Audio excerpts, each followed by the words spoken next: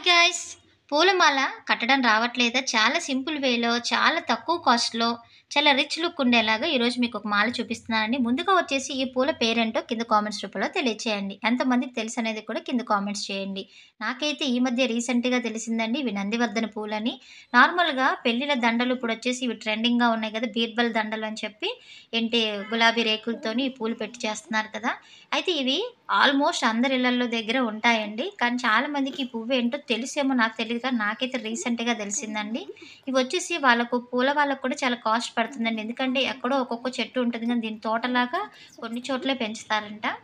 అయితే ఇది సిటీస్‌లో వచ్చేసి ఇంకా ఎక్కువ కాస్ట్ అనమాట. ఇప్పుడు పెళ్ళిళ్ళ సీజన్ వచ్చేసింది కదా!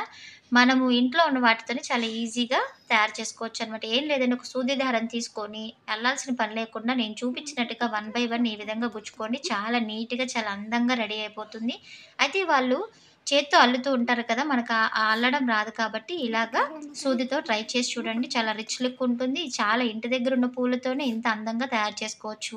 వాళ్ళ దగ్గర కొనుక్కుంటే మనకి చిన్న హెయిర్‌కి చుట్టుకునేలాగా ఉన్నంత చిన్న ఒక అరమూరకే మనకి 2, 300 తీసుకుంటారండి. సిటీస్‌లో అయితే 5, 600 కూడా తీసుకుంటారు పెళ్ళిళ్ళ సీజన్ వచ్చినప్పుడు. కానీ చాలా తక్కువ ప్రైస్‌లో మనం ఇంట్లోనే రెడీ చేసేసుకోవచ్చు. పెళ్ళిళ్ళకి వెళ్ళినప్పుడు కూడా చాలా రిచ్ లుక్‌గా కూడా రెడీ అవ్వచ్చనమాట. చూడండి ఎంత బాగా నాకు ఈ 2 రోజులు పువ్వులండి.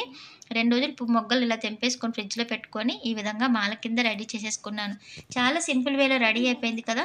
అలాగే ఇంకా 2, 3 రకాల మాలలున్నాయి తెలుసండి నాకు. అవి కూడా మీకు చూపిస్తాను. ఈసారి పెళ్ళిళ్ళకి వెళ్ళినప్పుడు ఒకసారి ట్రై చేసి చూడండి. అలాగే మీ దగ్గర లేపోతే ఇంటి పక్క చుట్టుపక్కల ఎవరింట్లోనైనా ఖచ్చితంగా ఉంటుంది. ఈ నందివర్ధన పూలు ఒకసారి మీరు ట్రై చేసి చూడండి. అలాగే నా వీడియోస్ కనుక మీకు నచ్చినట్లయితే లైక్ చేయండి, షేర్ చేయండి, సబ్స్క్రైబ్ చేసుకోండి.